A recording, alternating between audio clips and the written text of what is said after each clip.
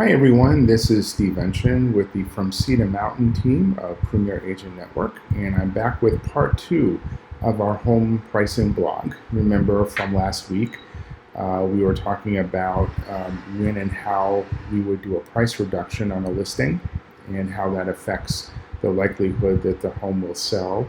So this week, as promised, I have some statistics to share with you.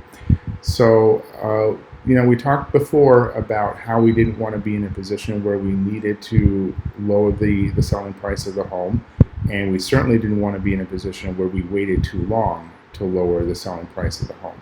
So I have some data that I've gathered from a real estate agency called Redfin. They post a lot of this useful information that we can use.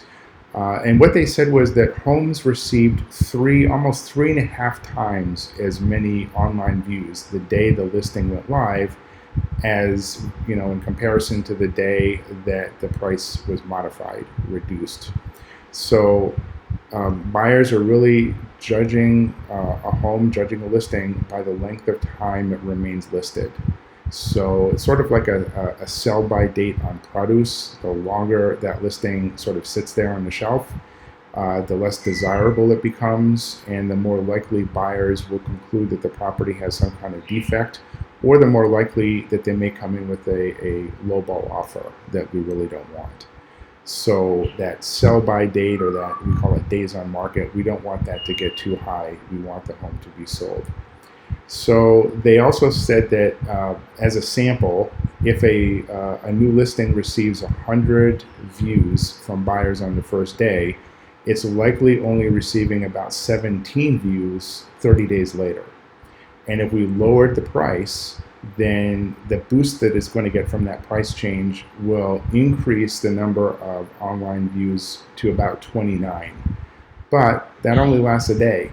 So the very next day, we're back to 17 daily views and continuing to decrease as each day passes.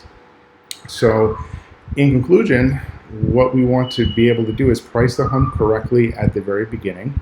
We want to use the sales data that's available to us and be in line with the estimates that potential buyers are going to see when they're doing research on the home online. And we want to make sure that we can substantiate the price with sales data, with an appraisal, or have the price validated by other brokers. And if the home doesn't receive any offers or any strong interest within the first, say, 14 days, then that's really the ideal time that we have to talk about a price reduction if, in fact, it turns out that price is one of the main factors why we're not receiving an offer. We don't want to wait a month or longer. So if you look on the blog, there's a helpful chart there that sort of illustrates the data. And if you have any questions about last week or this week's videos or any of this information, please drop me a note, and I'll be happy to discuss it with you. So thanks for watching, and have a great day. Bye-bye.